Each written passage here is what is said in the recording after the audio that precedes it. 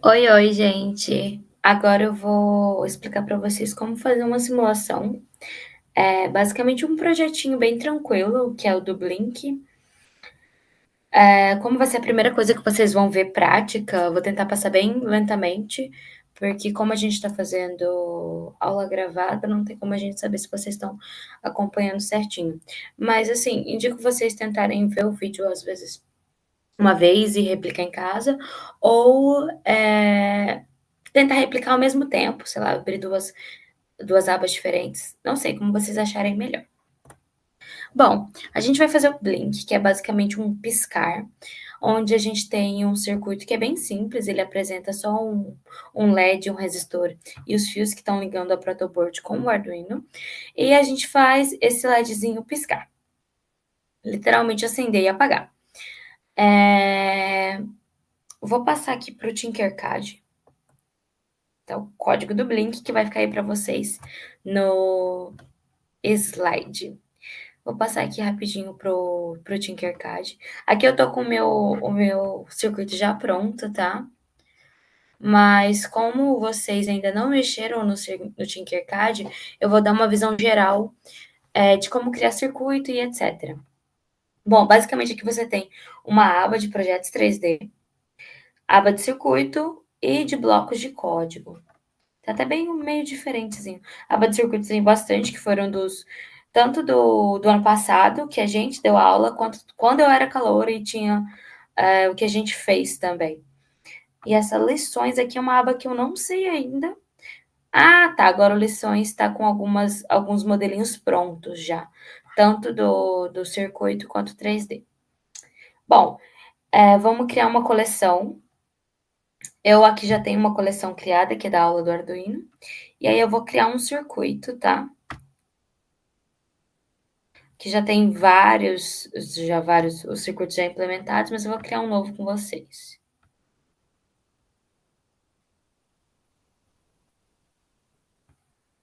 Bom, no Tinkercad, vou dar uma passada geral, a gente tem aqui a área de componente, vou jogar um Arduino, a gente usa o Arduino Uno R3. Tem vários componentes aqui básicos, tem todos, né, todos os componentes, tem são vários componentes, tem uma variedade bem grande até, o que é bem bom para um simulador. Aí tem vários arduinos, tem aqui a gente já mostra alguns circuitos já prontos, inclusive tem o próprio Blink, aqui que tem em português, e é piscar, mas é o Blink. Só que a gente vai fazer ele utilizando a protoboard, então vai ficar um pouco diferente do que esse circuito que já vem pronto. Bom, mas basicamente vamos pegar os componentes básicos, que é o que a gente vai precisar hoje. A gente vai precisar de uma protoboard, eu vou pegar essa pequena, um LED e um resistor. Ligar o resistor aqui. Bom, a gente usa os fiozinhos de alimentação normalmente vermelhos. E daí vocês tentem deixar eles retinhos para ficar mais fácil de visualizar. Como esse aqui de alimentação está sendo da porta serial 13, vou colocar vermelho. E o ground, né, que é o GND, vai ser preto.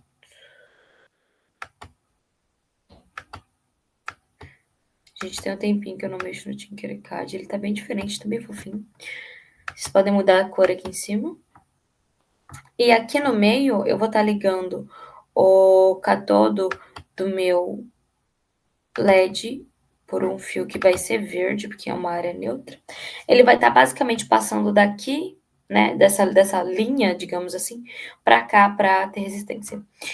E é bom lembrar que a gente sempre no LED a gente sempre conecta a alimentação no anodo e o ground no catodo, tá? Mais pra frente vocês vão ver isso.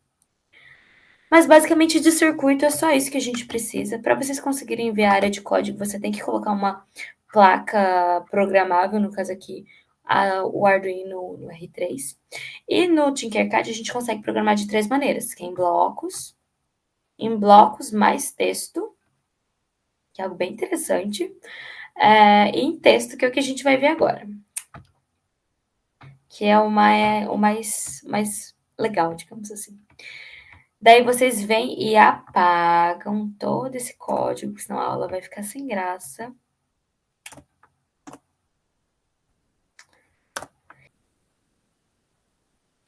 Vou explicar um pouquinho para vocês o que são essas duas funções, né, que é a void setup e a void loop. Eu não sei se vocês já viram que são funções em Python, mas basicamente são como se fosse blocos de códigos que executam coisas muito específicas. E como você acaba executando isso várias vezes dentro do seu código, você prefere, ao invés de ficar replicando o código, você cria uma função e toda vez que você precisar fazer isso, você chama essa função. E basicamente é isso que essas duas funções fazem, são, né, no caso. A void setup ela é chamada só uma vez e a void loop ela está sempre sendo chamada, então ela está sempre em loop. Bom, primeiro a gente vem aqui na Void Setup e vamos setar, de fato, o que cada pino vai significar. Como a gente está usando só um pino, só uma porta digital aqui, que no caso é a 13, a gente tem que dizer o que essa porta digital é. Ui, desculpa, pessoal, que acabou aparecendo um barulhinho, eu não sabia exatamente do que era. Mas enfim, voltando. O que ela vai ser? Então a gente seta aqui pin mode, coloca o valor dela, né, no caso 13, e como eu quero que saia um valor de tensão para acender ou apagar o meu LED, então eu vou setar ela como output. Bom, algo que a gente tinha conversado, que para ficar mais fácil, ao invés de você, toda vez que você for usar, setando o pino, porque a gente sempre vai usar bastante, por exemplo, esse número 13, que é onde está o nosso LED. Sempre que vai mandar alguma informação para o LED, a gente acaba usando esse número 13. E fica mais fácil a gente criar uma variável, por exemplo, int LED vai ser igual a 13, e ao invés de eu colocar 13 dentro de todas as funções que eu vou precisar, eu passo o LED, que é basicamente essa variável LED, que é basicamente em qual pino o meu LED está conectado. Então, toda vez, caso eu tenha aqui, por algum problema estrutural, mudar o meu pino de local, no caso, mudar meu LED de pino, eu não preciso ir em todos os lugares onde eu estava setando esse pino, mudar. Eu posso simplesmente mudar aqui nessa variável. Como eu tinha comentado antes, você não precisa só especificamente fazer nesse sentido aqui, tá? No C++. Você não precisa toda vez que declarar e aí depois atribuir um valor.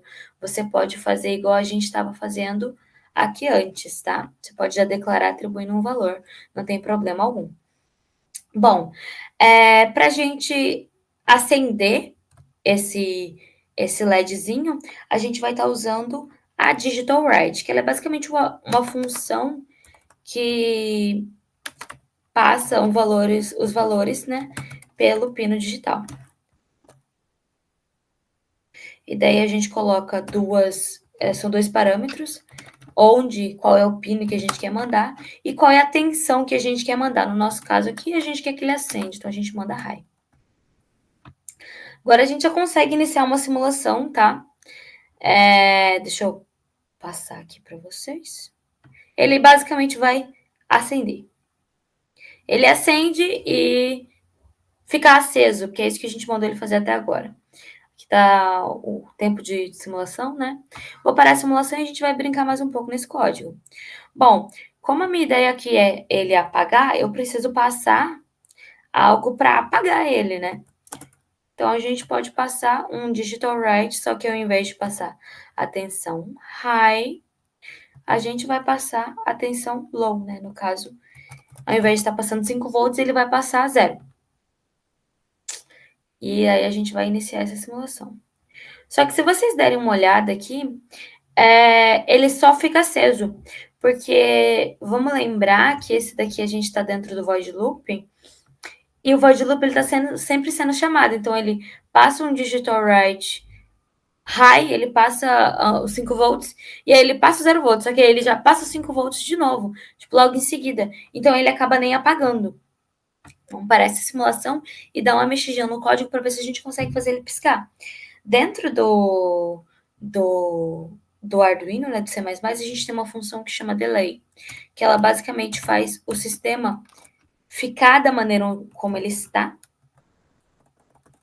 e ela é em milissegundos, tá? Então a gente vai colocar aqui, por exemplo, 200 milissegundos, ou 2.000 milissegundos, que seriam os nossos 2 segundos. Comentários em C++ é com //, diferente de Python, que é com jogo da velha.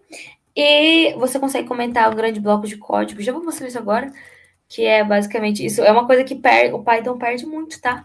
Que é comentar grandes blocos de códigos com barra, asterisco, asterisco, barra. Então, pequenas coisinhas da linguagem que vocês vão aprendendo. Bom, então basicamente aqui eu faço ele esperar um pouco, um tempinho ligado, e aí depois eu desligo. Só que a gente tem que, ele vai ter que esperar um tempinho também desligado, senão a gente vai acabar nem vendo esse tempo que ele passa desligado. Não vou comentar ali que são 2 segundos de novo. Mas agora, se a gente iniciar essa simulação, vocês já veem, bom, vocês já conseguem ver que ele pisca, tá? Vou iniciar aqui rapidinho. 2 segundos ligado, 2 segundos desligado, 2 segundos ligado e 2 segundos desligado. Só que agora eu quero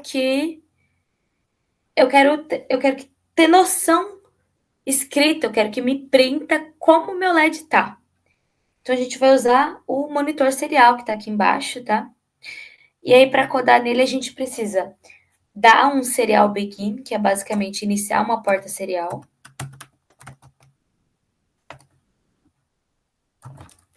Esse valor aqui, ele é de quebra, mas ele basicamente é uma taxa de transferência de bits, tá? Como se fosse a velocidade que ele vai passar esses bits para o monitor serial.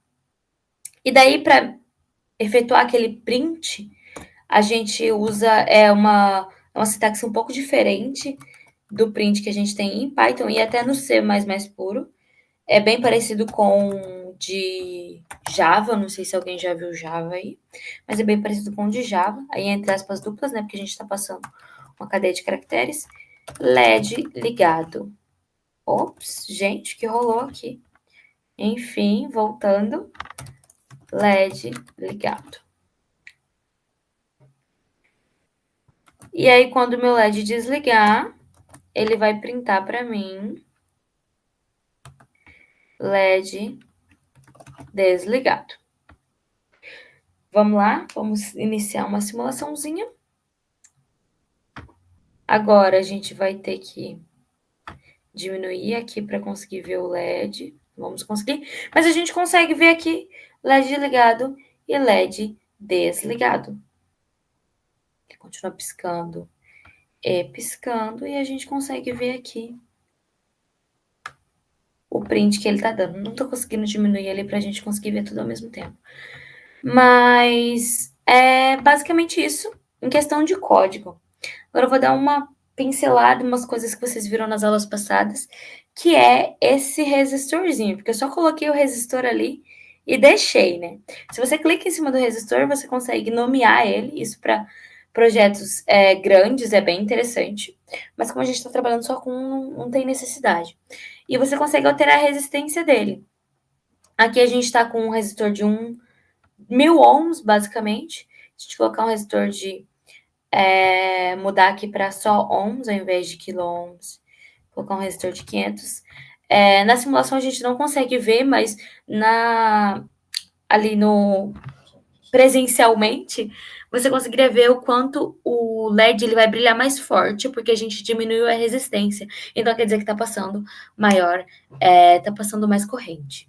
Então ele vai brilhar mais forte. Aqui na simulação a gente não consegue ver isso, tipo, claramente, mas caso a gente tenha a oportunidade de ir pro laboratório, com certeza esse vai ser um dos primeiros experimentos que a gente vai fazer, porque ele é bem simples, e a gente consegue trabalhar, ver bastante essa diferença quando a gente altera o valor das resistências.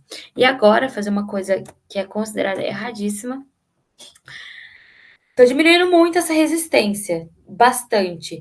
O nosso LED, ele tem um limite, tá, de, de corrente que pode passar, que são 20 miliamperes, e eu tô diminuindo essa resistência para 50 ohms.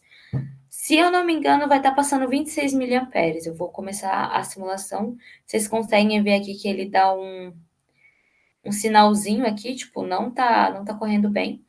Tá passando aqui, eu não tô conseguindo clicar certinho, mas tá passando basicamente mais do que esse LED aguentaria, são 26 miliamperes, e o máximo limite que o LED aguenta é 20. Se fosse algo muito dramático, ele explodiria, mas não é.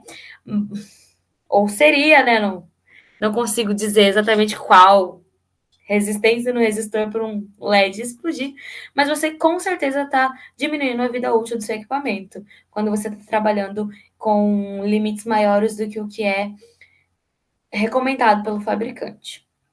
Bom, nesse primeiro exemplo, é bem simplesinho, é só isso que eu tenho para passar para vocês por enquanto. A Amanda vai estar trabalhando com um exemplo bem interessante, que é de um semáforo. A gente vai ter um desafio bem legal também. E eu espero que vocês estejam conseguindo acompanhar a aula até então. Qualquer dúvida, é só mandar mensagem para a gente no grupo do WhatsApp ou por e-mail também. A gente tem os e-mails no começo dos slides. Então, espero que vocês estejam gostando do que a gente está passando até agora.